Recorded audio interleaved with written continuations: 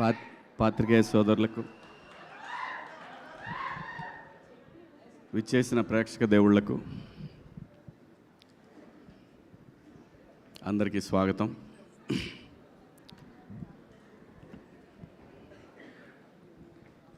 దీని అమ్మ 25 సంవత్సరాల నుంచి ఇలాంటి ఒక రోజు కోసం వెయిట్ చేస్తూ ఉన్నానండి.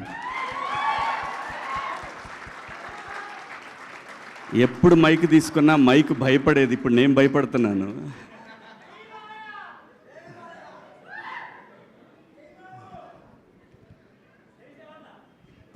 అంటే ప్రతి శుక్రవారం దీనమ్మ ఈ శుక్రవారం కొడతానని సంవత్సరానికి 52 వారాలు ఉంటే ఒక 7 సినిమాలు చేస్తే 7 వారాల్లో 7 శుక్రవారాల్లో దీనమ్మ కొడతానని 25 ఏళ్ళు అయిపోయింది.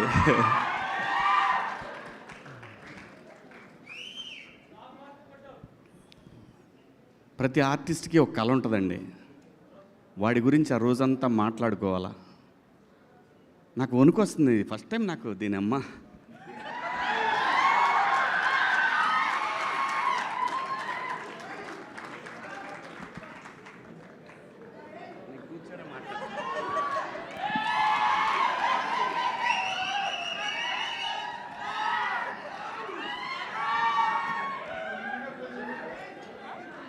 ఓకే వద్దు అది లేదు అదేం లేదండి. లేదు. ఇలా ఇండస్ట్రీలో తెస్టేసుకొని కూర్చోవాలని చాలా కలగన్నా దీని అమ్మ. ఇలా కూర్చోవాలని ఎంత కలగన్నానంటే, ప్రతి సినిమా జరుగుతున్నప్పుడు నిజంగా నేను ప్రతి సినిమాకి ఈ కళామ తల్లి నాకు పెట్టిన అన్నం మీద ఒట్టేసి చెప్తున్నాను, నేను ఏ రోజు కూడా ఒక నిర్మాతని నా సొంత సినిమాలాగా ఫీల్ అయ్యే చేశాను. ఎప్పుడు కూడా ప్రతి సినిమా దీని ఎక్క రావటం ఇంకా రావట్లేదని నరకం చూశాను. నిజం చెప్తున్నాను, నేను నరకం చూశాను.